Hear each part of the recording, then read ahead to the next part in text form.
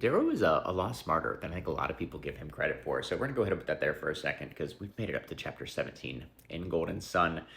After everything that just happened at the gala, we need to get off of this planet fairly quickly. But as we make our way to the hangar, our ship is gone, right? But keep in mind, everything that happened at the gala just happened, which means our ship not being here has absolutely nothing to do with the Civil War that just broke out and more to do with the fact that the Sovereign has set something else up. And yeah, so Fitchner shows up, and I'm glad that him and Darrow formed such a good bond during the institution because he then stuns the Jackal and Augustus and brings Darrow with him to go and meet the Sovereign, right? The same woman who unalived her father to take this position because he had too much power and control over his people.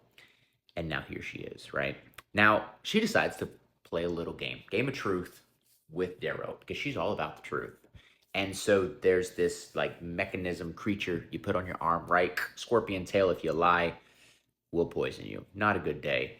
And so rapid fire questions back and forth between the two. And when I tell you Darrow's, his ability to manipulate these answers, right? To tell the truth, but not tell the truth, right? In order to make it past this test without revealing his past, because that's his biggest fear right now is people learning who he truly is. So back and forth, Mustang obviously shows up, and Darrow ends up asking a question, right? Sets up the Sovereign on a question of, did she plan on assassinating Augustus?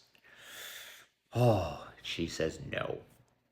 And as that scorpion tail comes down, yeah, no, tail gets wiped out, right? Obviously, Sovereign is not going to get poisoned by her own truth game. But then, yeah, Mustang obviously realizes at this point that the Sovereign lied to her, right? This was not supposed to happen. Her father was supposed to be safe. Everything was supposed to be truthful in this situation. So the fact that the Sovereign just lied has just caused an issue, I think, between her and the Mustang. But Mustang decides that no, after finding out the truth of her father and some of the corruption that's happening and how his power has gone to his head, she essentially tells the Sovereign, like, no, you can unalive him because he's not the father that I knew. And I think after what happened in the gala, right, the way that Mustang wanted to protect her father, I think she's just very good at manipulating the situation. I think she's very good at reading the room and realizing that the only way that her and Darrow are going to make it out of this alive is if she just tells the Sovereign what she wants to hear and chooses the Sovereign